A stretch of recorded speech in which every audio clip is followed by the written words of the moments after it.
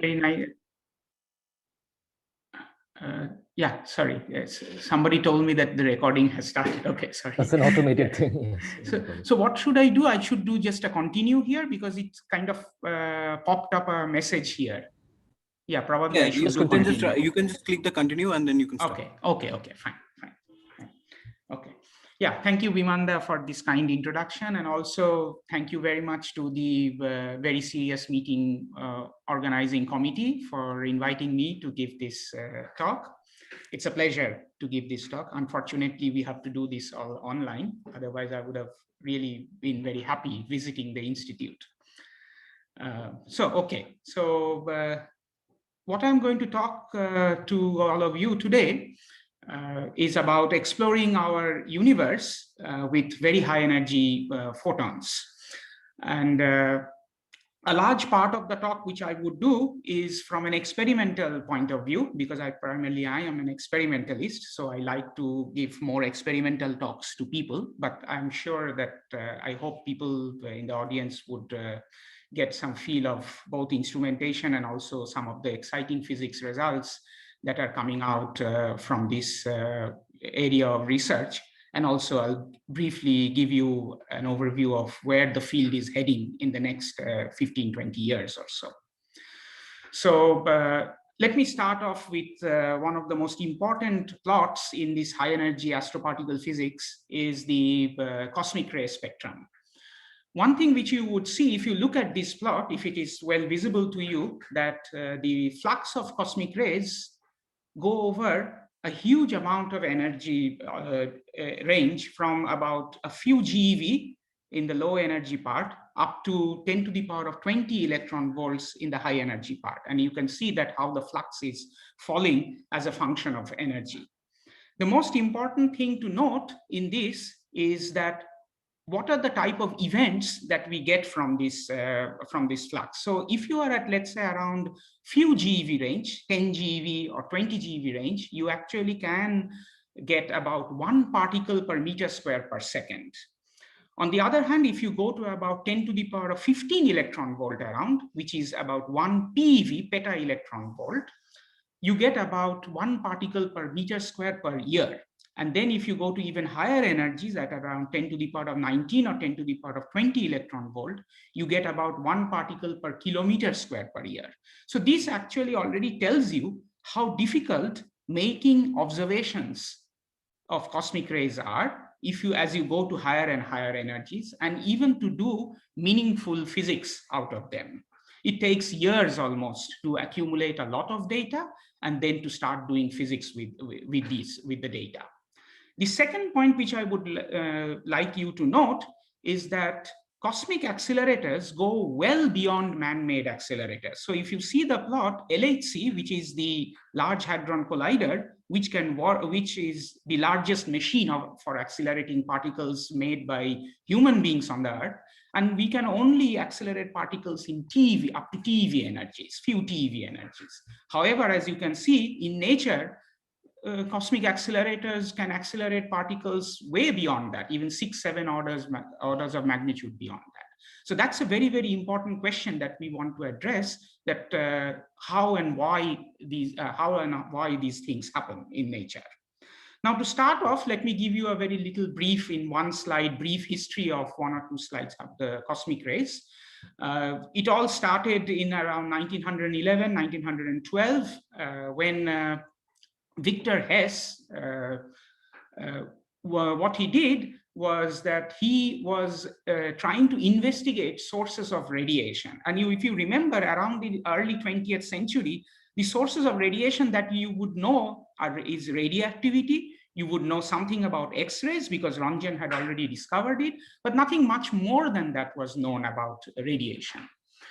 So Hesse, what he did was that with a couple of engineers, he took a balloon up in the Earth's atmosphere, and imagine that Hesse did this experiment without doing any breathing apparatus in the very cold and thin air.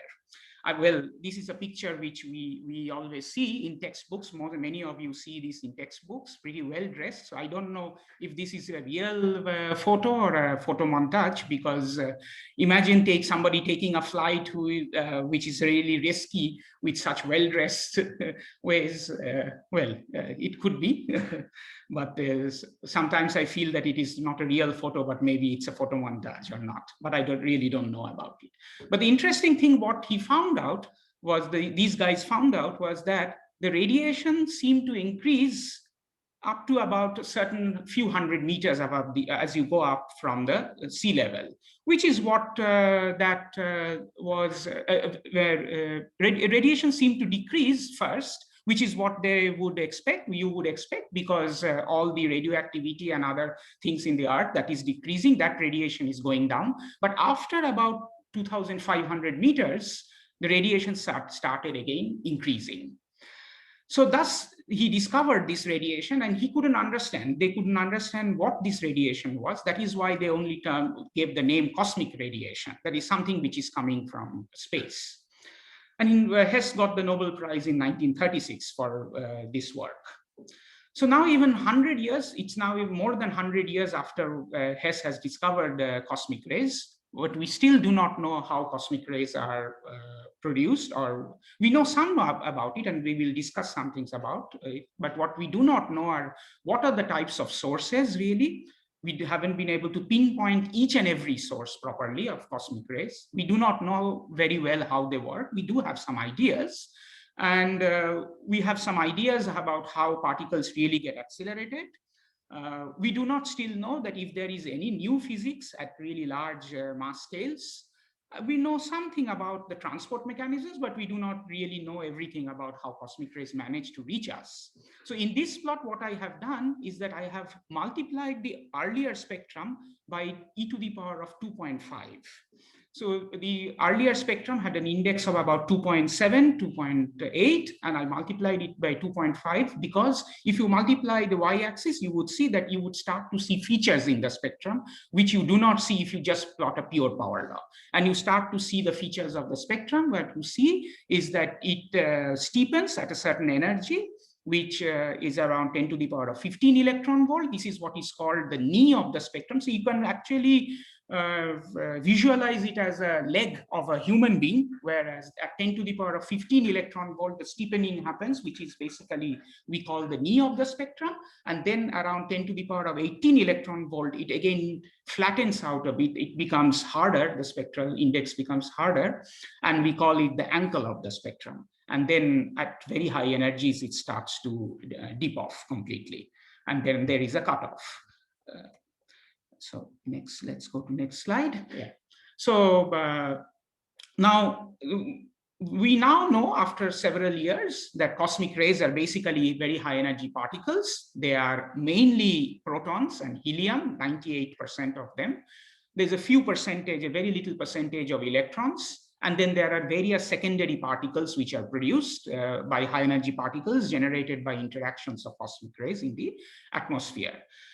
I should point out, for those who do particle physics, that the birth of particle physics actually happened in cosmic rays in between the 1920s and 1940s. So you could see that Anderson and Neddermeyer, they discovered muons in 1936. Then pions were discovered in tracks of emulsion plates.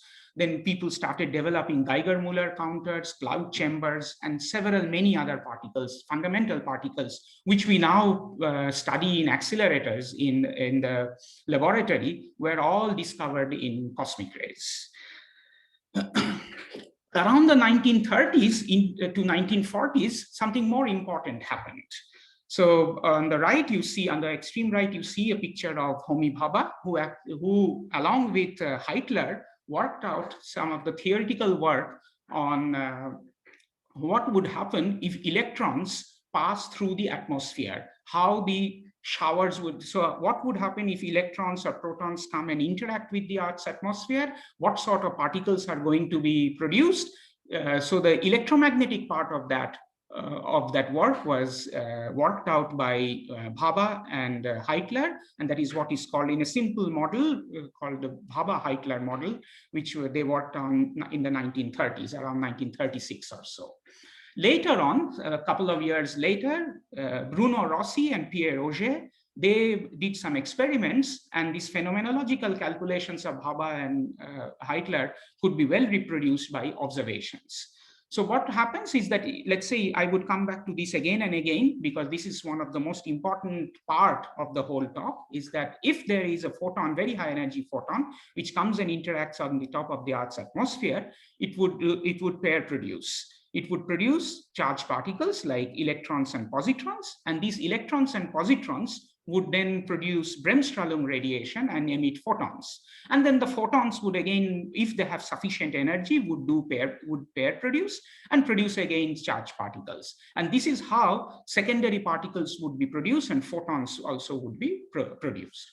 On the other hand, if you have, let's say, a cosmic ray particle, which is primarily, as we said, it's a proton, it would interact with the atmosphere and produce many more particles like pions, mostly pions, the neutral pions and the charged pions.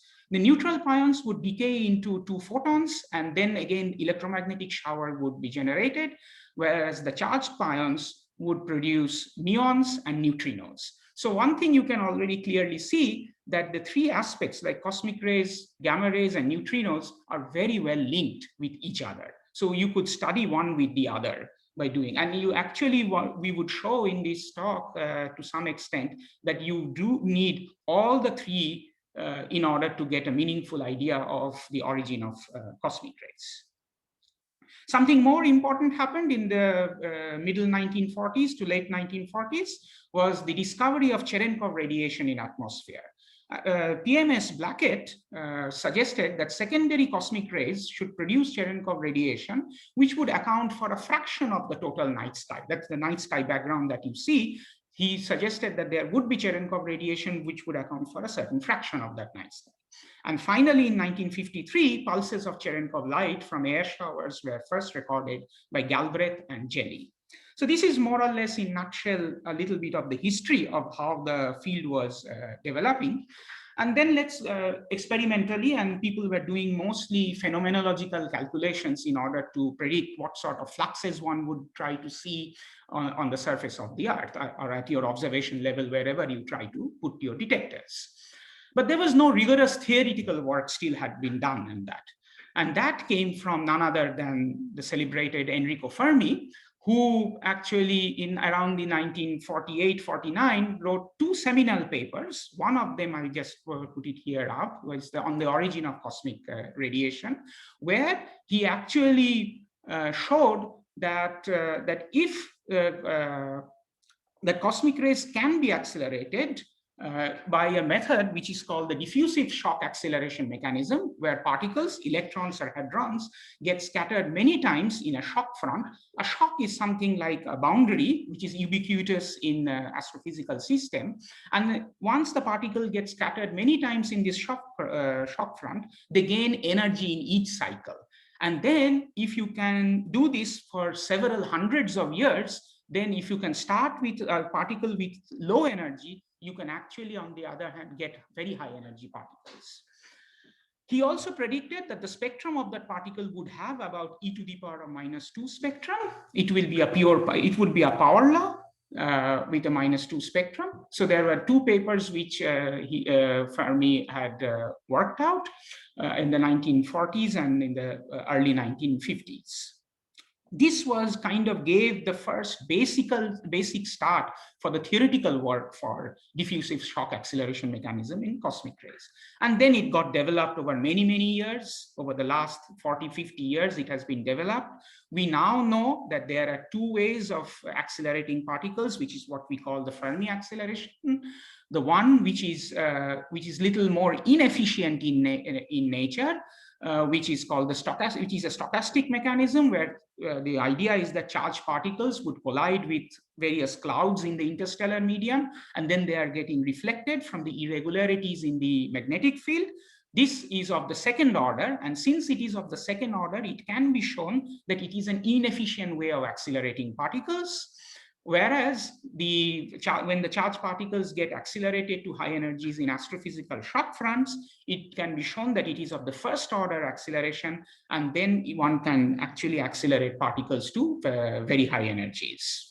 So you can read up some of these very important papers. The exhaustive literature now available, which you can find out. I have just given some references of some of the seminal papers which I have gone through or I have read when I studied the subject. And then coming back to one would now want to do measurements. Some of the very important measurement techniques of air showers are, you could, as I said, that now you would have neutrinos, you would have photons, you could look at charged particles. So you need different types of detectors in order to look at different types of these primary or secondary particles. The charged particles can be easily seen can be easily recorded with scintillators on the surface of at your observation level. As you know, charged particles, if they move, if they go and hit a scintillator, they would produce light. And this light can be detected by photomultiplier tubes or some other mechanisms. You could also measure, as I said, the Cherenkov light, as we saw earlier, that Lackett and others had suggested, and Galbraith and Jelly had discovered. And I will focus most of my talk on detection of how we can do high energy astrophysics by detecting the Cherenkov light from atmospheric air showers. And then you could also have detectors deep underground, which would actually look at neutrinos or muons, because these are the ones which would travel all the way down through the Earth down into the underground. Now, this is mainly for students, just to motivate students who would like to work on astroparticle physics, that it is not just about work on your desktop computers or in your laboratory, but it has an element of adventure associated with it. You can imagine that people build detectors to fly them in satellites and or balloons up above the Earth's atmosphere. Then people go up very high up in the mountains. For example, in India, people go to Uti, in the hills of Uti, to identify cosmic rays. People go even higher up in the in the Himalayas at a place called Hanle. And I'll show a couple of pictures of Hanle where there are some detectors put by TIFR, IIA, and SINP group in order to study high energy gamma ray astrophysics. People even put detectors deep underground into the sea and in the ice, like in Ice Cube or in Antares experiment. And then people go even to deserts where the night sky is very, very good.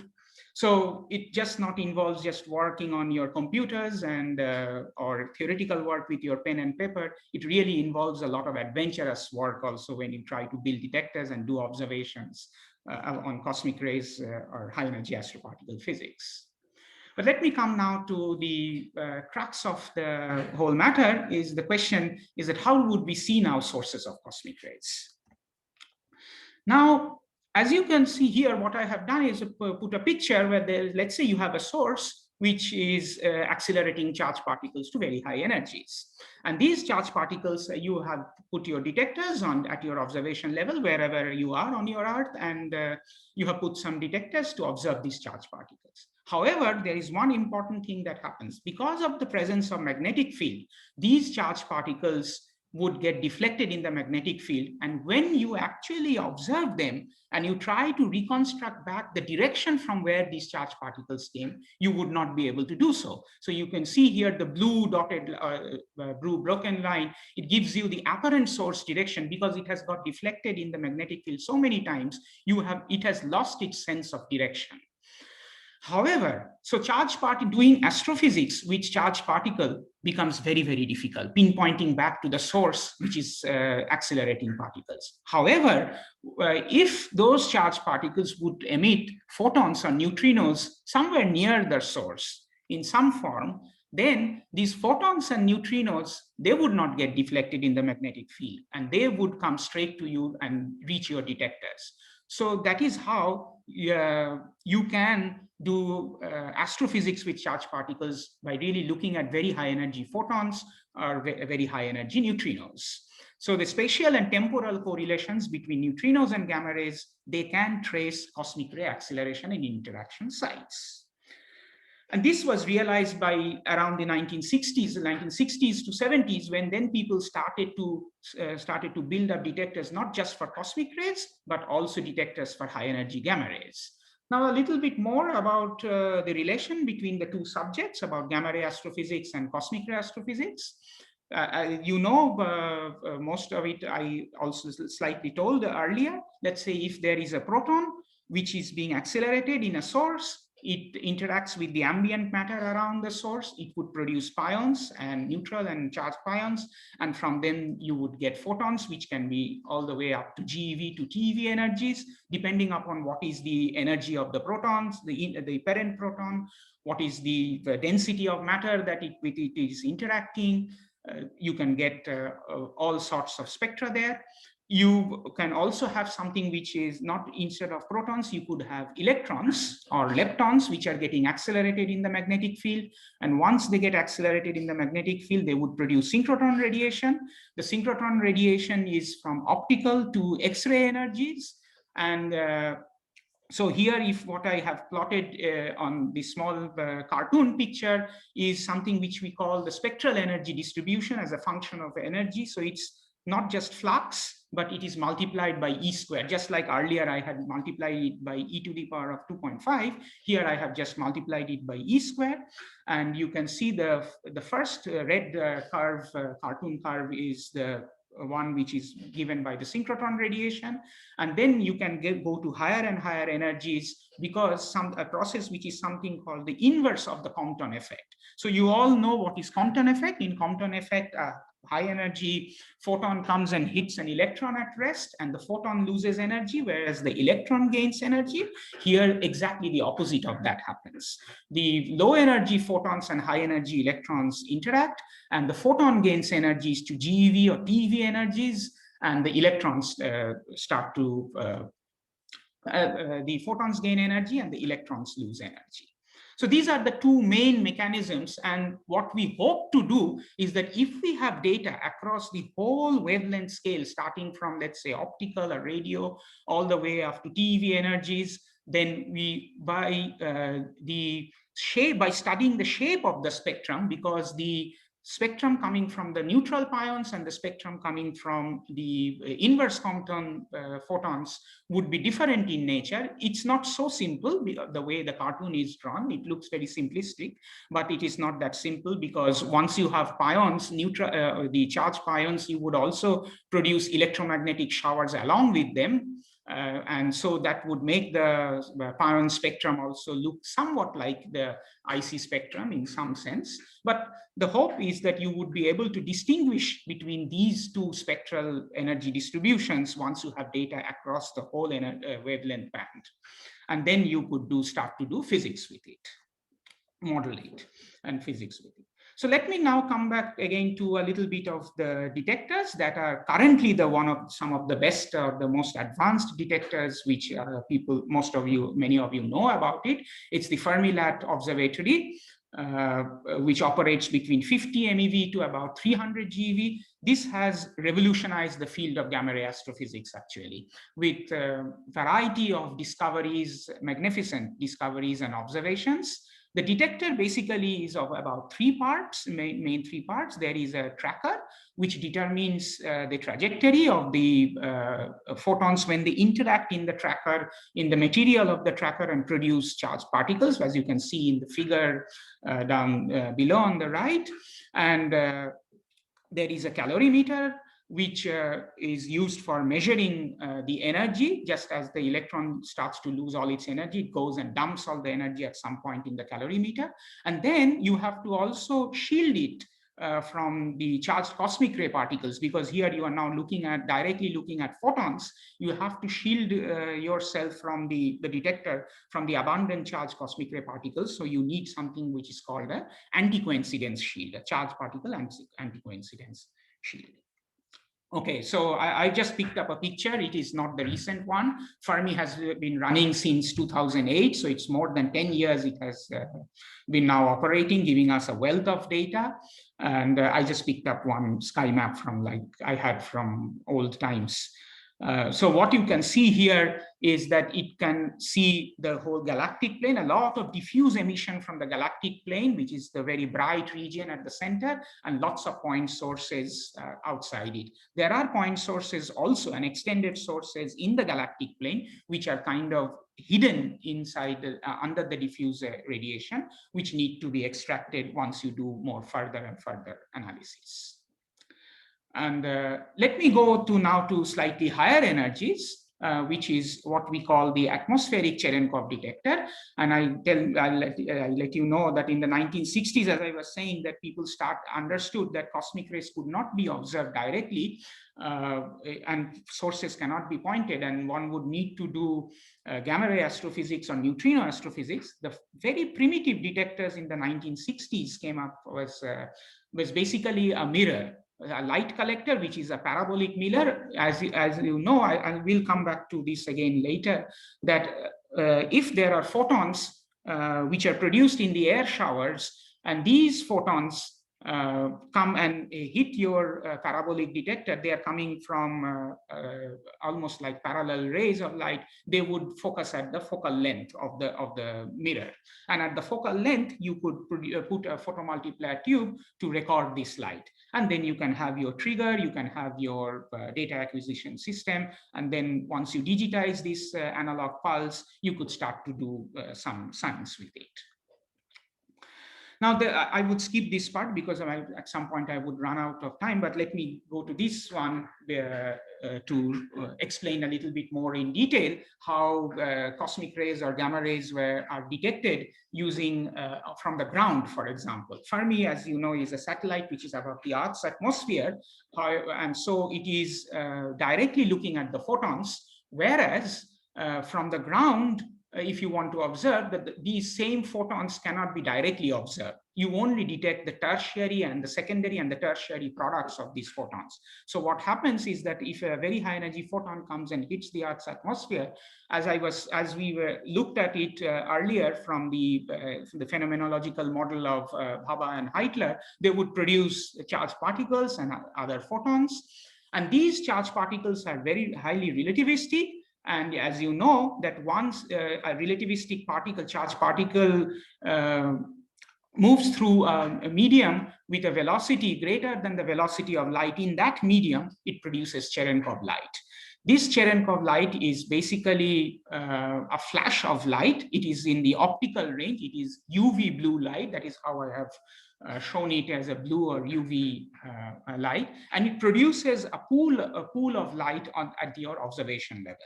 So if you put detectors at various places at your observation level, many detectors, as you can see here, you can sample the light at different parts of that pool.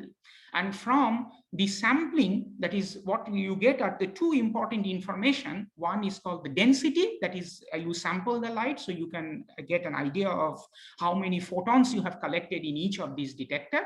So the density of the photons gives you an estimate of the energy that was contained in the whole atmospheric air shower, and the energy of the air shower can be related then to the primary energy of the primary photon. And also you can find out the direction of the shower from if you have time information in each of these detectors. For example, if I have a detector where the photon comes and hits, and then another detector where there would be the photon comes and hits at a certain with a certain delay, by using a stopwatch, which is basically a timing information, I can find out the direction from which the incoming photon came. And the angle between the true source direction and the reconstructed direction gives you basically the angular resolution of the detector. That it tells you that with what kind of an error that you have been able to reconstruct or pinpoint back to the source. Okay. So this is one of the wavefront sampling, or this is what is called the wavefront sampling technique, because you sample the Cherenkov light front light pool. So, sorry, do I have to do something? Because it said that recording in progress or something like that.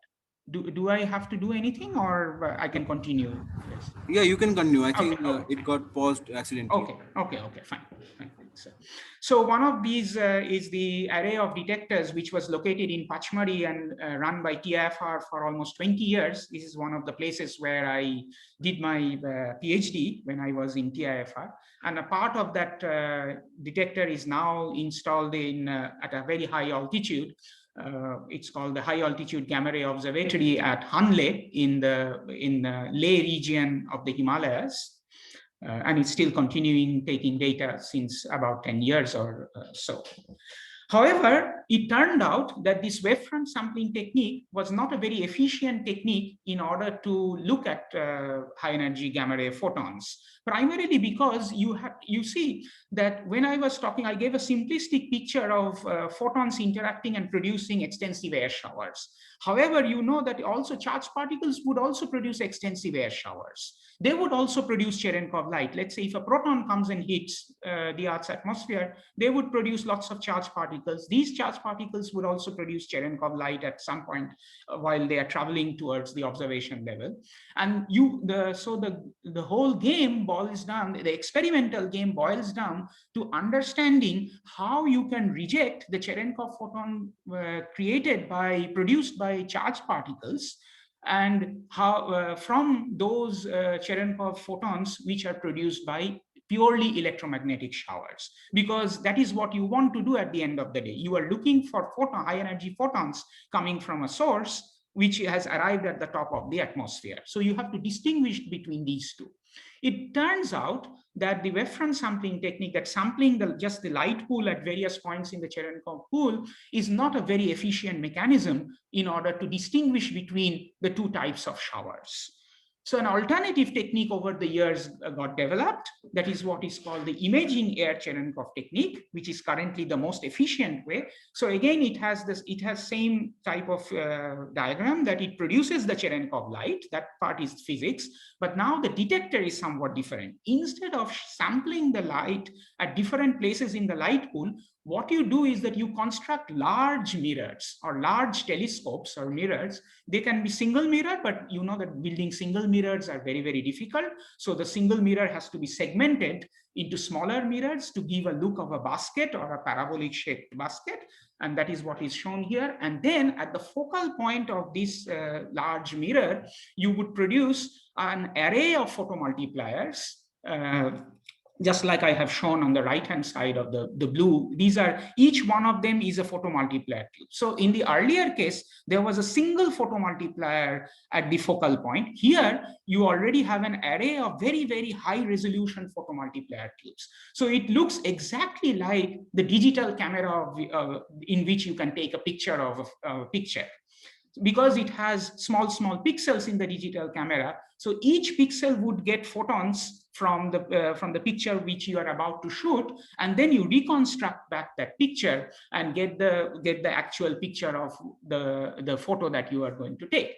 It's the same thing happens here. What one does is to take a picture, a snapshot of the shower which has developed in the atmosphere and the Cherenkov light that has come from it, and using that Cherenkov light, you take a picture of that in this high resolution camera and reconstruct back that picture and get an idea of what type of showers it is.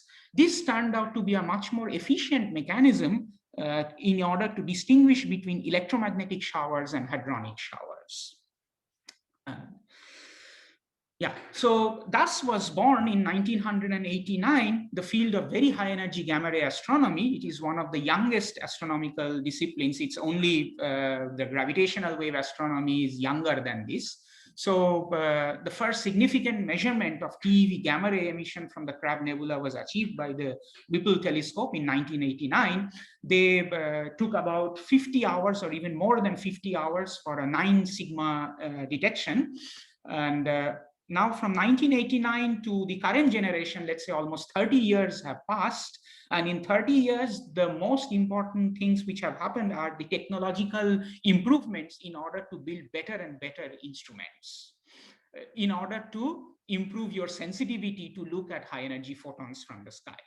So from Whipple, which is on the top right, we go over to the current generation telescopes, in which one of I am associated with, the MAGIC Cherenkov telescopes located at La Palma. So the current generation of telescopes have been operational since something like 2005 or so. And the standard way of understanding what it means by the sensitivity of an instrument is this. In high energy astrophysics is the following, that you look at, you try to derive what is the minimum flux that you can see in 50 hours that would give you a 5 sigma significance from a particular source. So that's the standard way of doing, because it came up 50 hours is that because Whipple took about 50 hours to get a 9 sigma detection. And so then people started comparing. When you start to build better and better detectors, you start to compare with your first generation detectors, that is the Whipple telescope. And you kind of have say that, okay, in 50 hours, if I can see the crab with, let's say, 20 sigma, my significance has improved. So which means I have built a more sensitive detector. That's how you started to compare. And that is how the whole historically 50 hours, 5 sigma kind of thing happened. The current generation of detectors can look at sources which is roughly about 1% of the Crab nebula flux. So you can see that we moved from 1 crab in 30 years to about 1% of the flux. Whipple took 50 hours for a 9 sigma detection. Now you can see TeV gamma rays from the crab in less than even a minute now. So you switch on your detector, you look at the Crab nebula for about a couple of minutes, you already see more than 5 sigma detection. So this is what has happened in the last 20, 25 years, that each step was an experimental improvement in the whole ball game of detecting high energy photons from the sky. So now I come to the current generation of which are running ISCTs. I should have put also MACE here, the Indian one which has just been constructed. It is under commissioning, but you see that there was TACTIC, which is a smaller imaging Cherenkov telescope, which was being operated at Mount Abu in India. And now the same group from BRC has constructed a very large telescope at Hanle, which is right beginning to be commissioned. At the same place where the Hagar telescopes are located. There's the European group, which is a large European group which runs the MAGIC telescopes. There's the US-Canada group which runs the Veritas telescopes located in Arizona desert. And then in the southern hemisphere, there's the Hesse telescopes located in Namibia, also run by the European consortium of several countries. So let me give you a brief 1 or 2 slides about the MAGIC telescopes. It is one of the lowest energy threshold telescopes, atmospheric Cherenkov telescope, with a trigger threshold of about 50 GeV. And the dynamic range, the energy range which it can probe is from 50 GeV to about 50 TeV. So you can understand that it has a decent overlap with the Fermi. So you remember that we want to do multi-wavelength astrophysics because we want to map the data in our spectral energy distribution plot, in the cartoon plot which I had shown some slides back. We want to have an overlapping data so that we can build models to do good physics with it. So you need to have detectors from the ground and from the space to have a nice overlap. MAGIC is one of them, which can give you a nice overlap with Fermi. A low energy means it is most suited for high redshift source observations. I'll come back to that also later a little bit. And then it has can do fast movement to catch transients, and you can read up about MAGIC in several papers from the MAGIC web. Okay, so let me come now. So now we have understood a little bit about how you can detect the sources of cosmic rays, what are the principal detectors and the mechanisms that one uses. Let's talk a little bit about the physics now, about the sources of cosmic rays. The prime candidates are supernova remnants because the energetics are well established. It can emit up to about 10 to the power of 50 to 51 arcs. The rate is about 1 per 30 years.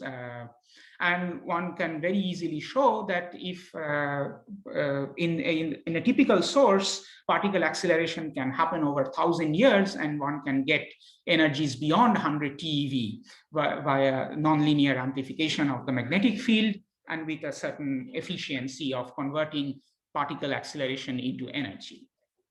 A supernova remnant, you all know, just to say a few words, it happens at the end of the lifetime of a star when it runs out of its fuel. Can you hear me? Yes, yes. Yeah, I had a question before you move on with the physics. Yeah. So, where does magic stand in terms of detecting transient sources compared to Hesse and Hawk? Okay, so Hawk is a kind of a little different. I do not know whether I would have time to deal with Hawk because I am already running out of time, I see. So I have to go a little fast. So let me just try to answer in a slightly different way. This magic and Hess are same type of instruments. Because they rely on looking at Cherenkov light from atmospheric air showers. And they are telescopes in some sense because you go and track the sky. So they are steerable. So you can point to the sky and then track the sky. So they are pointed instruments. Their field of view is small, is about 3 degrees, whereas Hawk is a static detector. It does not track the sky passes over it. So it is a wide angle field of view detector. It can have a large field of view like Fermi. So in principle, to catch a transient is easier for Hawk than easier for both magic and Hess. In terms of catching transients, both Hess and magic are very equivalent in that sense because they are just pointed instruments and their sensitivities are very similar.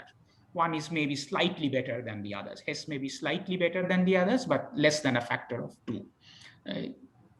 Or even less, much less than a factor of 2. And what about whereas Hawk has worse sensitivity in some sense because the gamma hadron separation of Hawk, the identifying electromagnetic showers and proton showers is worse in Hawk. However, being a wide field of view instrument, it has the more potential to detect bright transients, which may be missed by magic or Hess, because magic and Hess, since it looks at Cherenkov light in the air, in the atmosphere, it can only have duty cycle only in the night, whereas Hawk can operate 24 hours. The duty cycle is 24 hours. Does that kind of answer your question? Yes, yes. And just one more tag along. What about extended sources? I mean, like supernovas and wind nebula. Okay, yes. Extended sources can be done much better with Hess. That is primarily because they have 4 telescopes and slightly larger field of view. Magic has a smaller field of view than Hess, and it has 2 telescopes. And so its sensitivity to extended sources is less than Hess. So that is the reason why magic was constructed in the northern hemisphere and Hess was constructed in the southern hemisphere. Because in the southern hemisphere, you have the galactic sky, the galactic plane very well visible. So you can study many more extended sources, whereas magic was primarily built to look at transient, means fast transients, and also to look at, for example, high redshift AGNs. Okay, in terms of catching, let's say, GRBs, I would say magic is slightly better than Hess in the sense that it can steer itself much faster. Because of the telescope, the way the telescope is built, it is built out of carbon fiber tubes, which is very, very light. It can steer to a source. If it gets a trigger from a GRB from Fermi or some other X-ray satellite, it can steer itself to that GRB much faster than Hess. But their sensitivities in terms of detection sensitivities, they are more or less similar. Okay. So since I'm running out of time, I think I would skip a little bit of these basics of supernova remnants, because most of you, if you know it, because you are all here, I guess, masters and PhD students, so you know basic things about these things. So let me go a little bit more deeper into the physics part. So one of the most interesting things that have happened in the last 10, 12 years is a scan of the galactic plane done by Hess. So here you can see a picture of the Hess galactic plane scan, where they detected numerous sources in about 10 years of data. And the interesting thing to see is that Hesse detected about 78 sources in the galactic plane scan. And in the same scan, the region in which Hesse had scanned, there are about 339 Fermi sources. And in the northern hemisphere, the Veritas telescopes also made a scan of the galactic plane, but only a small portion of the galactic plane is visible. The most interesting part of that plane is the Cygnus region. So Veritas concentrated mostly on the Cygnus region. They detected about 4 to 5 sources, whereas Fermi had detected about 37 sources. Most of the sources that Fermi detected have been either pulsars or pulsar-wind nebula systems or unidentified objects. Let's come to one or two of these sources in a bit more detailed. One of the brightest supernova remnants that the Hesse detected and made the first ever what you can call the astronomical TeV image, because it was quite an extended object, is the RxJ 1713-3946, which was actually recorded by the Chinese astronomers way back, I think in AD 393. Way back at that time when the Chinese astronomers were all looking at the sky, and it was visible to them with the naked eye. It was so bright when the explosion really happened. So Hesse got the first astronomical TeV image of that source by studying it. They produced the spectrum. You can see that the spectrum extends well beyond 30 TeV as a kind of a pure power law. And then, since it's they had very, very good data, so they could make what we call morphology studies of this region. So they could divide the region into small angular regions and then extract photons from each of these angular regions and study the extension of the source, how the morphology is changing, from where high energy photons are coming more in that source, and they could study whether there is a cutoff or a break at very high energies. All these kind of things could be studied with this high resolution data. Then they combined this data with Fermi, and they found that in Fermi that the index is about, spectral index is about -2, but they could not very clearly distinguish between, since there were not many low energy points at even MEV region, they could not very clearly distinguish between whether the acceleration is dominated by hadronic acceleration or a leptonic acceleration. However, it looks more leptonic than hadronic, because when they looked at X-ray data and put the X-ray data on top of the TeV data, they saw a very nice correlation between X-rays and TeV gamma rays.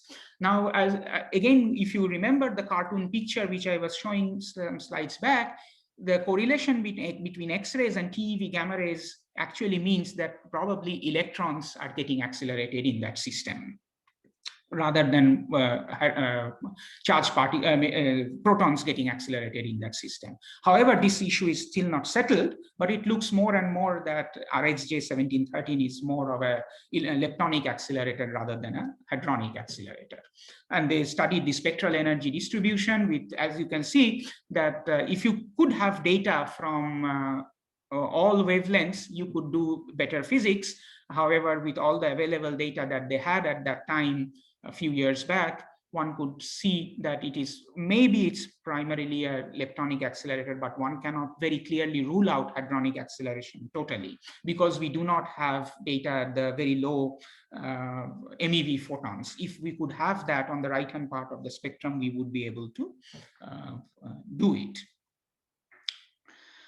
Then so I had another question in the last slide. Yes. Yeah. So this is a supernova remnant in which this pi zero, I mean the gamma ray coming from the PP interaction. Yes, so initially they were actually this picture showed right? that it could be more of a hadronic accelerator, because initially they thought that it would be a hadronic accelerator because they had not yet studied the correlation between X-rays and gamma rays. Once they studied in their models, the IC spectrum was underproducing the number of photons at TeV energies. However, once they got better data from X-rays and they started doing more correlations, they built a better model in which it shows that the IC was fitting better than the pions decay spectrum. In this case, I put the pion decay spectrum in just to show. It's just to exemplary plot actually. Yeah. Right. So what I'm asking is that, so since it's a leptohadronic model, this one, so Bremsstrahlung emission will also be a factor, right? But it doesn't show Bremsstrahlung any would also be a Bremsstrahlung emission factor. due to the. As far as I remember, that the Bremsstrahlung contribution was not very large. It is there, but it's not very large. Yeah, but since it's a dense cloud, so density is high. So Bremsstrahlung actually, it is not very clear that there is a very dense cloud there.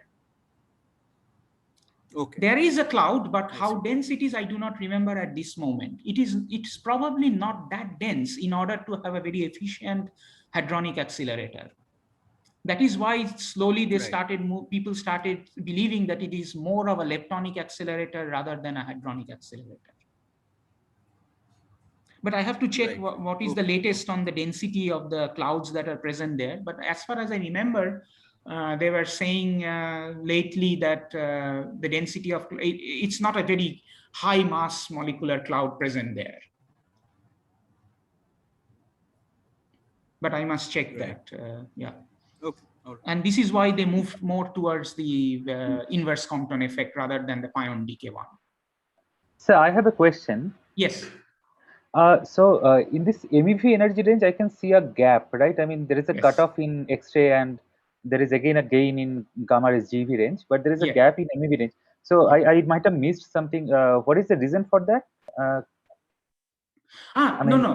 Well, here you see that the spec. Okay, one thing is that the synchrotron spectrum cuts off at several keVs. And then what we have is the spectrum starting again from Fermi. In between, there is no data at all available to do any modeling. So whatever model you try to build, it would not be able to do anything, say anything much about the in between what is happening there. Because there is no telescope operating in the sky which can give you a MEV data. Okay. So there is a lack of data. There is a lack of data in order to do any meaningful model, to build any meaningful model to describe that region. So you could do anything. You could have an IC spectrum which can go all the way down and fit any MEV spectrum, or you could have a pion decay which would also go down. Okay, and so you basically, cannot distinguish between them. Yeah, okay. So basically here in the X-ray energy range and below, there is a synchrotron emission which is getting a peak and getting also getting cut off. So now what are the magnetic field for this case? I mean, when you it's a few Gauss. I think I have to check, but it's a few Gauss, about 10 Gauss or so, probably. Okay. Not much more than that. Yeah. Okay, so then one could, as I said, from the gamma ray spectrum, you could reconstruct back the proton spectrum, and that was done for a few other supernova remnants like W44 and IC443. These were some of the first cases in around 2013 when Fermi reconstructed back the proton spectrum and from the gamma ray spectrum and claimed these sources to be efficient hadronic accelerators. One of the most interesting objects in the sky in the northern hemisphere is Cassiopeia A, which has a lot of shells, and we also did quite a few work on Cassiopeia A using the archival X-ray spectrum, using analyzing Fermi data, 5 years of Fermi data, and also TeV data that was taken by MAGIC and Veritas. And we built up a leptohadronic model. We saw that a pure hadronic model does not fit the data very well, whereas a leptohadronic model does a better job. However, you could not distinguish between the to that well. However, it looks from the various fits of chi-squares and everything, we built up the model, which a simplistic phenomenological model that we had built up. It looked like a leptohadronic model would fit the data well. We also predicted that Hesse could be an efficient accelerator of particles up to PeV energies, whether that's a Pevatron or not. However, the data was not sufficient at that time. Later data now in 2018 or 2019, MAGIC, our predictions motivated MAGIC to do very deep observations at very high energies of Cassiopeia A. And they saw a very good cutoff in Cassiopeia A at around 10 TeV, which actually ruled this out as a Pevatron. So now one can say that Cassiopeia A does accelerate particles to high energies, to about 10 to 20 TeV, but it cannot accelerate particles to really very, very high energies up to the knee of the cosmic ray spectrum to be called to be a Pevatron. There were many more studies done by Veritas, multi-wavelength studies by Veritas. One of the famous ones is the IC443, which is a Jellyfish Nebula. And so it is also a pretty extended object. They did multi-wavelength correlation studies from radio, from optical, and from micrometer waves. And they selected various regions, and Fermi also selected various regions of the remnant and produced spectra from these regions, and then cross-correlated with other wavelengths in order to understand what sort of an accelerator this could be. Along with Fermi data, they also concluded that IC443 can be an efficient hadronic accelerator. However, there is a remarkable spatial correlation between GeV and TeV emission, but emission anti-correlates with thermal X-rays. Then they also suggested some emission mechanism dominated by cosmic rays interacting with the gas, which is in contact with the shock front. So what I kind of give you examples in these last 2-3 slides are the types of physics that you can do while you start to have data from various wavelengths. And some of the important data from very high energy telescopes are coming in the last few years or so. So let's see what are the type of questions that one was trying to address, let's say 10 years ago, about acceleration of cosmic rays in supernova remnants. Do supernova remnant shocks accelerate particles to very high energies? We have been able to establish, as you can see through observations, that yes, they do. However, we still do not know what is the ratio of proton to electron among these accelerated particles. We do not clearly know that whether it's a purely hadronic model would work better, whether it would be a purely leptonic model would work better, or how would the ratio of proton to electron would look like in this. We still do not know very well the acceleration rate and the acceleration timescales. We also do not know, because most of the energies of these atmospheric Cherenkov telescopes, the dynamic energy range is up to about 50 TeV or at most up to 100 TeV. We still do not very well know that where does the acceleration really cut off. Where are the Pevatrons in our galaxy? And we also do not know why do we see fewer TeV SNRs than what is seen in the lower energies. So all these are experimental questions. Then there are questions, also problems for theoreticians, like nonlinear diffusive shock acceleration. It predicts a very hard spectrum, contrary to most of what the observations show. So that's a problem for theoreticians to work on. The energy-dependent diffusion can also be large, but then that would produce anisotropy of cosmic rays. I have not dealt much with anisotropy of cosmic rays, but we do not see at these energies any anisotropy in the sky. The cosmic rays are purely isotropic in nature. So these are some, and then how efficiently is the shock kinetic energy converted into cosmic ray energies? How do cosmic rays really escape from supernova remnants? These are some of the most important theoretical questions which currently people have been working on. I think I've already run out of time. Probably it's almost 1 hour. Can I take about 5 to 10 minutes? Because I want to talk a little bit about another different topic before we end up. Or should I? Is it okay if I take 5 to 10 minutes? Okay, fine. Yeah, you can go. So we talked about a little bit about the origin of cosmic rays. However, one could also do something different with TeV gamma rays. That is something called cosmology can be done with even TeV gamma rays. For example, how can it be done? So if you look at the photon background of the universe, you see the most abundant of it, or the ever present of it, is the cosmic microwave background radiation, right? And then you have other types of radiation. The next most abundant of it is the infrared background, or the UV and the optical background. Then you have the X-ray background and the gamma ray background, and the gamma ray background.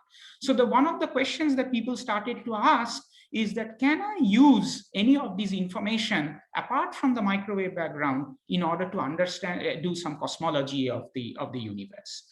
And the UV to far infrared wavelength is what is kind of called the extragalactic background light, and it actually has the information about the relic of the structure formation of the universe. So this extragalactic background light is basically light which, if you could go and count every star in the universe, every galaxy in this universe, what you would get is the integrated light, which is the light which is called the extragalactic background light coming from stars and galaxies. That would give you a lower limit on the total amount of extragalactic background light. And this would come from direct measurements, let's say. So that, because you are going to go and count each and every galaxy or star that you would be able to see. However, there are lots of uncertainties in doing these direct measurements. This is due to strong foreground emission, zodiacal light, and all this light that is present. And the question people started asking in the last 10, 15 years is that, can TeV photons be used to shed some light on the extragalactic background light? So how does that can happen? That let's say there is an active galactic nuclei, a faraway object, which emits TeV photons, and these TeV photons would interact with the low energy photons, the extragalactic background light that is present in between the AGN and the observer, and then they would pair produce. They would pair produce, and the photon will be lost. However, what one can define is something which is called the optical depth of these TeV photons, which is emitted at a certain redshift, and it can be solved by having this equation, and you can derive the optical depth, which would be a function of redshift, which would be a function of the energy density of the photons that it is interacting with. It will be also dependent on the energy of the TeV photon that has been emitted. Once you do that, what would be the effect of such an absorption? Let's say if there would have been no EBL present, what you would see on the right-hand graph is the red line, which is the unabsorbed AGN spectrum. So that the spectrum would just go all the way from the emission all the way as a pure power law, just like you would see in you saw in earlier cases. However, the presence of the EBL starts to have an effect in cutting off the spectrum, and this, as I said, it depends on the redshift at which you are making the observations. So a higher redshift object would have a lower energy cutoff, whereas a medium redshift object like Z equal to 0.5 would go slightly higher in energies. So since the optical depth depends upon the redshift and the energy of the photons emitted, one could actually reconstruct back the intrinsic spectrum from the observed spectrum. So what you are observing is this cutoff in the spectrum, the blue and the green lines. From that, using certain suitable models, you can go and reconstruct back the unabsorbed AGN spectrum. However, there is an important assumption while you are doing this, that there is no intrinsic cutoff in the spectrum. While a source could have an intrinsic cutoff, various in many ways. And if you assume that there is no intrinsic cutoff that you have in the spectrum, you could go and reconstruct back the unabsorbed spectrum. And this can be used actually, the measurement of spectral features can be used to constrain certain EBL models, because you are using actually a model in order to reproduce the original spectrum from the observed spectrum. So you could constrain these various model parameters of the EBL, which has a direct effect on your history of star formation, and then you could actually go and constrain some of even the Hubble parameters. So I'm not going into the theoretical part too much because we will run out of time, but the slides will be there. I can share with you the slides so that you can look at it. And so the name of the game is to observe sources at all types of redshifts, from small redshifts to high redshifts, as high as you can go, and then map out the whole EBL. And Hesse and Magic have both done very good work in trying to probe the mid-infrared region from Z equal to 0.1 to about 0.3, or let's say, we call it the mid-infrared. And then the high redshift, which would probe the UV radiation, which kindly comes from mostly flat spectrum radio quasars also. And then the optical and the near infrared at Z less than 1 would probe the optical and the near infrared region. So right now, we have been able to probe up to about Z equal to 1 from Z.1 at different redshifts, and we have been able to map quite well the EBL spectrum. Some of the high redshift observations that you can see here, it's about 0.5, 0.3, these are done by Magic in 3C279, PKS 1222 plus 21. These were all discovered during flares.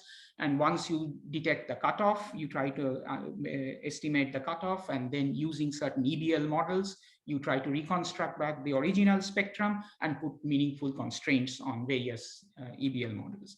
Hesse has also done some very important work on this, observing AGNs at very high redshift. So this is kind of a catalog of high redshift objects. It's not up to date because I think I took it up last 2 or 3 years back. However, the highest redshift that we can see are these two objects, 0.93 and 0.94, both by Magic in 2014 and 15. So strong EBL limits on the EBL can be imposed, and various EBL models can be tested. And as I was saying, that so by going at higher and higher redshift, you can actually determine the horizon of gamma rays, and it depends on the gamma ray path. And there the Hubble constant and the cosmological densities enter into your picture. So one could actually go, finally the hope is that one could actually go and do some meaningful results on the Hubble parameter. It would be a very indirect method to extract the Hubble parameter, but it's another important method to work out.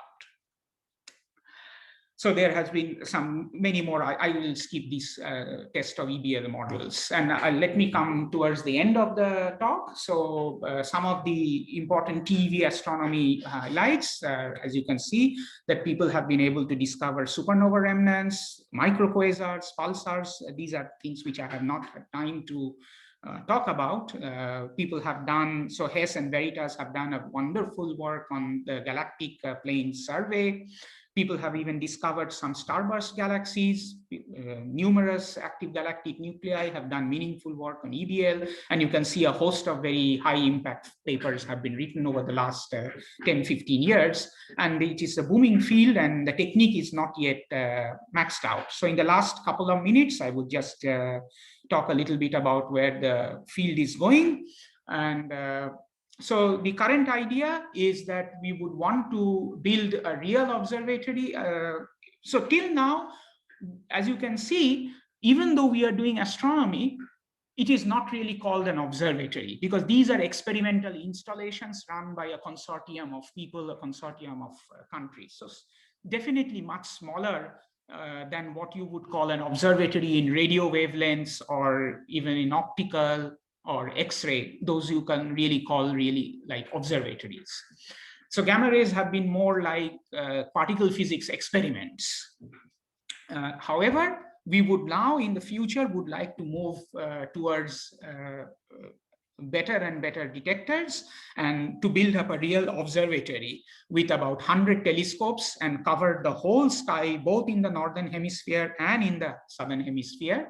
And this has been proposed in the last decade, and work and prototyping and work on these telescopes have already started.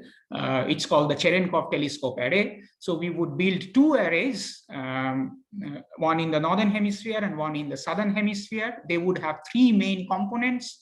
a low energy section, which would be the threshold energy would be about 20 GeV or so. As I told you, that 50 GeV is the currently operating thresholds of Cherenkov telescopes. So we want to go down to about 10 to 20 GeV. You may ask that why not even lower? It doesn't much make sense to go lower, because the amount of Cherenkov light, let's say, which comes from a 1 GeV photon or a 5 GeV photon is so little that you would not be able to do any meaningful physics with that. It is better left to satellite experiments for 1 GeV or 5 GeV or even 10 GeV photons. So the meaningful results start to come from about 20, 25 or 30 GeV if you work out the simulations. So that is what one wants to look at. Then there would be at the medium energies, where most of the work till now has been done, from about 100 GeV to tens of TeV, which is the currently running instruments. And then we want to have a very high energy range, because we did not see cutoff in most of the supernova remnants or pulsar nebula that we have observed till now. We have not been able to see cutoffs, neither we have been able to see very high energy photons from atmospheric Cherenkov telescopes. Currently, in the last 6 months or so, LASO has detected a large number of sources, about 12 sources or so, where they're claiming photons beyond 100 TeV or so, which I did not have time to go here because it's a completely different type of a detector, and I didn't want to confuse you with too many information. But LASO, as you know, many of you know, has detected several supernova remnants and pulsar nebula, notably the Crab pulsar and pulsar nebula system with photons beyond 100 TeV or so, and has been claimed as this to be a possible galactic pevatron. So CTA also wants to do good physics with it and go to beyond to 300 TeV or so with a large array of small telescopes. So currently the member countries are about 27. India is also one of the member countries of this consortium. And the sites, after a lot of site survey, of which Hanle was also proposed as one of the sites of CTA. However, we have zeroed down on the sites in the northern hemisphere, which would be La Palma, where the MAGIC telescopes are located. In the southern hemisphere, it would be in Chile. And there are some backup sites if these sites do not work out, but hopefully they would work out, because already a prototype telescope has been built at, I will show you the picture, at La Palma, whereas the southern site is still undergoing site characterization, and it's still not ready. So the sensitivities that we would like to achieve or can be achieved, you see the grayish one is the current generation of ICTs which have sensitivities, and we want to go at least a factor 10 better, both in the north and in the south, southern hemispheres. And what do actually improved sensitivity and improved angular resolution would bring you? You may want to ask the question. So this is the blue one, is a map of the Hesse galactic plane scan. You see the objects are, the sources are really looking extended and fuzzy. Still, there would be diffuse emission along with those point source or extended source emission. If you have better angular resolution, you would be able to resolve these sources much better. For example, if on the right-hand side, you see the picture, let's say at 10 keV, you can see how you can resolve in X-rays with XMM Newton. The current generation, the same picture in current generation with a 0.1 degree angular resolution, the current generation ISCTs have seen this kind of angular resolution in this ballpark. You do not really resolve that very well. However, we will be able to resolve if you can improve your angular resolution by a factor 5 already. So that's why that gives us the motivation to go and build this large set of telescopes. So the prototype large size telescope is already there in La Palma. So SINP and TIFR have been working on that. We have built the calibration system in order to make the optical calibration of the photomultipliers of the camera. And so the construction has been finished. Actually, the construction is already finished and it has been inaugurated. This was last year, already done last year in 2020. And then it has now been taking some test data in order to do the commissioning. So let me now come to the end of my talk. So I think I have been able to at least impress upon you that even after 100 years of work, cosmic rays still keep posing us mysteries and challenges. And we have not yet been able to solve many of the problems. We still are looking for sources of cosmic rays. We have established gamma ray astronomy as a very viable technique or viable method to look for sources of cosmic rays. I have not talked about neutrino astronomy and gravitational wave astronomy, but neutrino astronomy would be the other very important tool. And some of you already know that a few sources have been discovered. At least one has been discovered, which has been seen in high energy neutrinos and also in high energy gamma rays. There are some plausible other candidates where the significance is not that high, but they have been seen in conjunction with high energy gamma rays in Fermi and IceCube. So the most important in future would be the multi-messenger and multi-wavelength astrophysics. That's the key to the future. And however, the current generation instruments have given us already a wealth of data to do good astroparticle and particle physics before we launch CTA. So thank you very much. And let me just show you the last plot. This is a plot which was made by one of the pioneers of the field, Tadashi Kifune, who was one of the pioneers of gamma ray astronomy from Japan. So this shows you the evolution of a field in X-rays, high energy gamma rays, and very high energy gamma rays. So X-ray kind of started in the 1960s. And then you see how in the 1990s, already in the 1990s, it has exploded. And it was already seeing tens and thousands of sources. Higher energy gamma rays started a little later at around the 1970s. With E-grade in the 1990s, we had a few sources, about 100 to 200, but now it is starting to explode in the mid-2000s with Fermi. Very high energy gamma ray astronomy started in 1989 with just one source. And for a substantial time, for almost like 20 years or so, the improvement was very modest. You can see that for 15 years, the total number of sources that were detected were only about a handful, like 8 to 10. So when I was doing my PhD, we were actually very worried that we would not have sources to analyze at all because you don't detect many sources then. But now it is not the case. In the last 10, 15 years, now we have more than 200 sources in the sky. And with CTA, we believe that we would be able to go like Fermi or X-rays to see thousands of sources. Thank you very much for your time. I'm sorry I shot over the time a bit. Thank you, Pratik, for the detailed talk. I mean, starting from the basics to current issues. Thank you very much. Questions?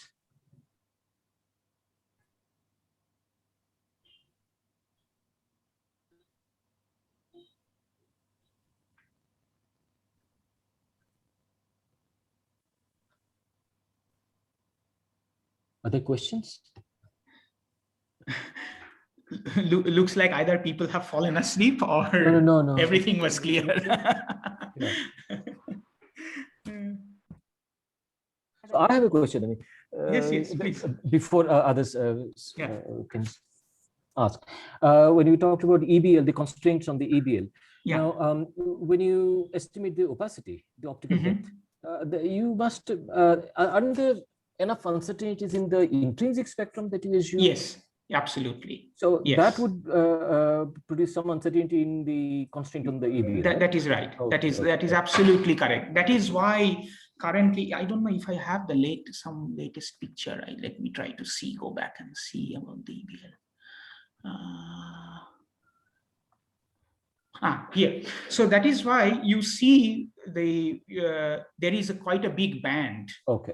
What you reconstruct. Okay. When you reconstruct back the EBL, it's still not as good as the direct measurements would have given you. Even that is pretty impressive that you can put such constraints. That's the beauty of beauty that even though it's an indirect model, you can actually put some constraints, even though it's quite a bit of a band.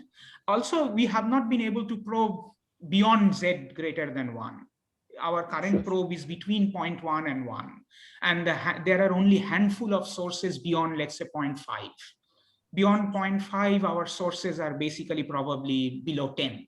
So whatever constraints that we are getting still are not so robust yet, but they are still nice constraints. And it's consistent with the expectations from the dust emission, etc., galactic evolution. Yes, it is consistent. Nice. So it is kind of slowly going and touching the lower limit that you get from galaxy counts. I see. Okay. Initially, we were getting much higher value of EBL.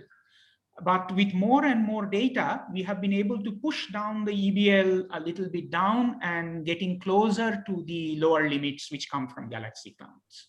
So they are converging, but there's still quite a lot of work to be done still on them. Thank you. In fact, Hesse has even tried to derive the Hubble constant from it, but with a very, very large error bar. It kind of comes in the ballpark, but with such a large error bar, anything can come in the ballpark of the Hubble constant. There's a question from Avik. Yeah, yes. Yeah. Go ahead. Hello. Yes, hello. Yeah. So you told about that leptohadronic model is better fit than hadronic model.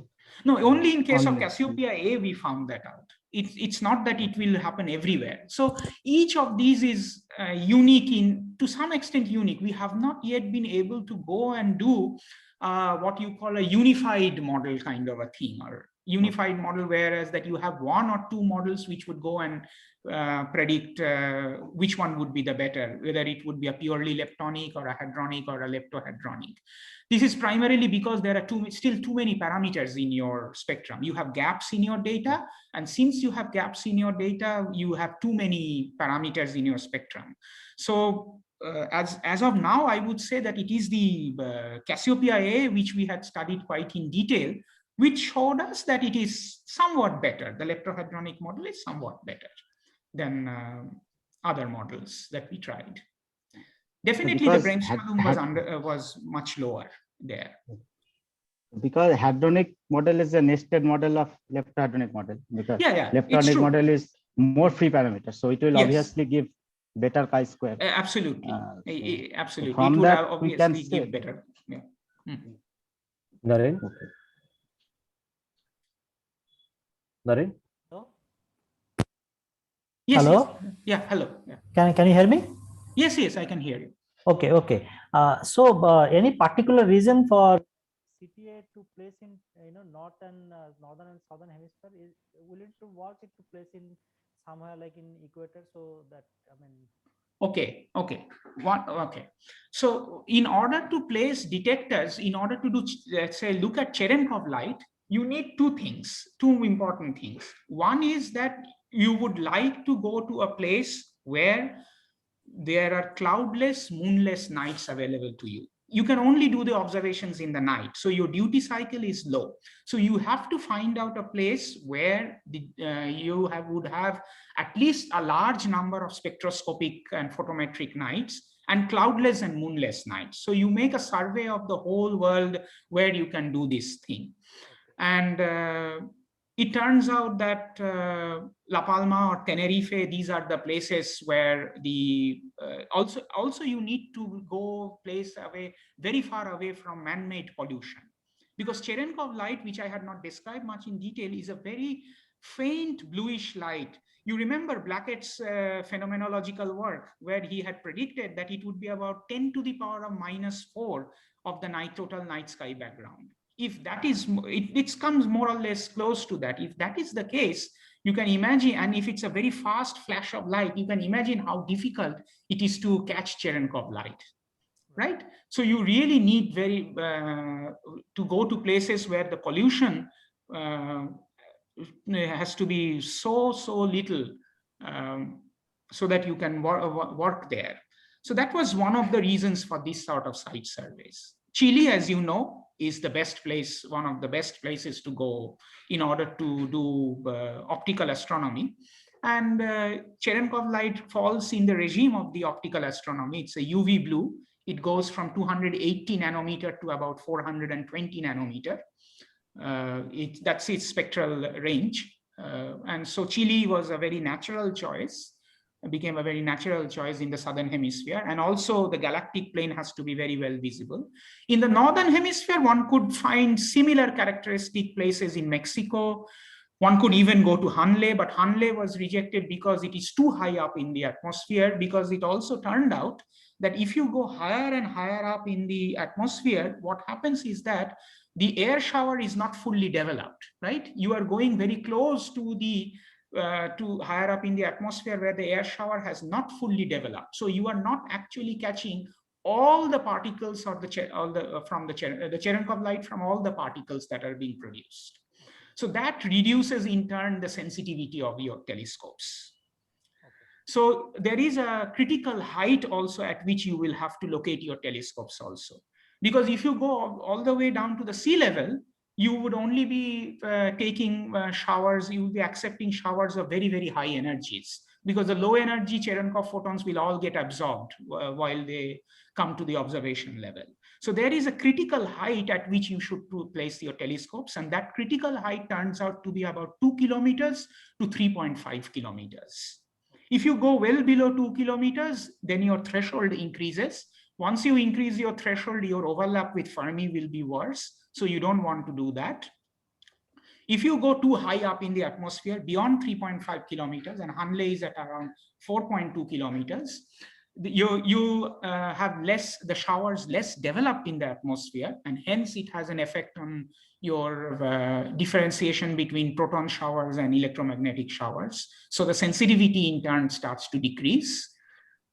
So there are not many options, as you can understand. If you if you put in all these parameters in your simulations and do rigorous simulations, you will find that there are not many places on the Earth where you can go and build detectors.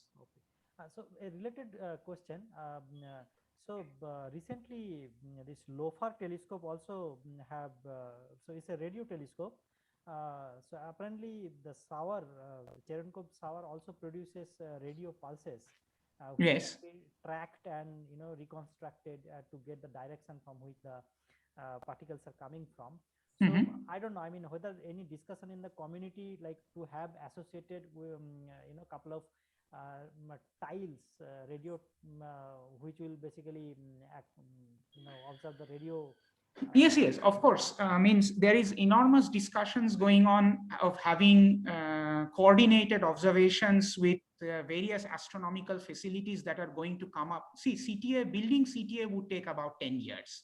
The first prototypes are going on right now. The plan is that a part of the array which can do already better sensitivity than the current generation of detectors can be built in the next 5 years or so. So let's say 2025 or 2026, you could have a part of the array already constructed and can start to do some physics. See, you cannot, means there is no point in starting to do physics unless you have at least a factor better 2 or 3 than the current installations. Because the current installations can already do that job. You are not doing enough better physics than what currently we are doing. In order to do that, one has found out that you at least need factor 3 or 4 better. And these can be achieved probably in the next 5 or 6 years, not before that. And the whole array can be built probably in the next 10 years or so, 2030 or so by then. So whatever astronomical facilities that will be operating around that time, let's say TMT may come up, SK would definitely start to come up by that time. LIGO would definitely be there, LOFAR would be there. So all these astronomical facilities, there is already discussion to have coordinated observations. So there will be proposals set up. So one of the reasons why I did not mention also that what I should mention is that when CTA goes into observatory mode, you can have guest observation proposals. Just like you make proposals in radio observatories, you make proposals in optical observatories to do your observations. Till now, you cannot do that. You can do that with some limitations, that you will have to become something like associate scientists and things like that with a collaboration, and then you can make guest scientist proposals. But this would be opened up to the whole community, like Fermi has opened up to the community. CTA would also run like that at some point of time, not maybe in the initial years, but definitely after a certain period of time. So there are already discussions going on between various astronomical facilities in order to have coordinated multi-messenger, multi-wavelength observations of sources. Yeah, that would anyway happen. Yeah, that's the key. So I have a question. Yes. Okay, so you, in one slide you told about this different wavelength cosmic background, like microwave background, X-ray background, and other wavelengths also. So basically, so you said that there could be another regime for cosmic ray background. I mean, just for the cosmic rays. No. Well, the gamma ray background is actually that regime. The X-ray background and the gamma ray background is that regime, basically. So when cosmic rays get accelerated, let's say you do not know any source of cosmic rays, but they're getting accelerated all over the sky. They're isotropically getting accelerated from various sources in the sky. And they would interact with the dense ambient matter that is present, right, around them. Yeah. And then they would produce neutral pions and would decay into photons. And these photons would produce a gamma ray background. That is what Fermi sees. If I go back to the Fermi picture, let me go back to that picture.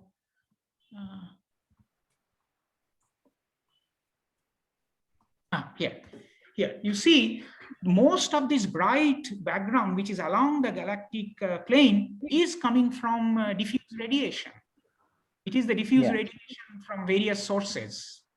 And in between, you will see some bright positions, which are point sources or extended sources. So you have to extract them. So the most important thing in order to get if you are doing a point source study or an extended source study of some supernova remnant or pulsar V nebula in the galactic plane, the most important thing is how you model the galactic diffuse background. And Fermi does that. Fermi has a team which does that, the galactic diffuse background modeling. And this is the very famous, based on the very famous Galprop model worked out by Moskalenko and Strong many years ago. And this has been updated and reviewed. And so that galactic background has to be understood, that has to be subtracted, and then you can do physics with the point or the extended sources. So the cosmic gamma ray background is there. Similarly, there is an extragalactic background because of the gamma rays produced by all the extragalactic sources of cosmic rays. So all these together would form the gamma ray background in the sky. Just like you have microwave background, you can have optical UV and infrared background coming from stars and galaxies. Okay, so this, I'm not sure, like this wavelength, different wavelengths, does they directly correspond to different timeline of the universe? Like cosmic microwave background can relate to the, I mean, very early universe and so on. The light, the optical, infrared, and UV light talks about the stellar history. So they do have different epochs in the universe. Talks about different epochs. That I probably did not clarify that well enough. So let me go back to the slide here. So basically, what is this extragalactic background light? It is basically a radiation which is accumulated over the history of the universe. So how stars and galaxies evolved, were formed and evolved, would that information is kind of the imprint of that information is there in the extragalactic background light. What we are trying to do is to produce some constraints on that light, on the parameters of that background light, by using TeV photons, information from TeV photons. Okay, thank you. So if there are no more questions, let's thank Pratik again for this wonderful talk. Thank you very much again. And I hope to see you soon sometime, all of you. Yes, we have to see. Yeah. And feel free to contact me if you really have more questions or anything. I think Ognivo knows my address. Bimanda also knows my email address. So feel free to contact me. I will be happy to answer more questions or reply to you to the best of my abilities. Thank you, sir, for this wonderful talk. And if everybody can just unmute their mic and clap for Pratik, sir, that would be really nice, because we have to do this online. Thank you. Thank you, sir. Okay, thank you very much. Bye, Thank you Okay, everybody bye for bye. joining in. Yes. Yeah, thank you. Bye. Bye. Bye.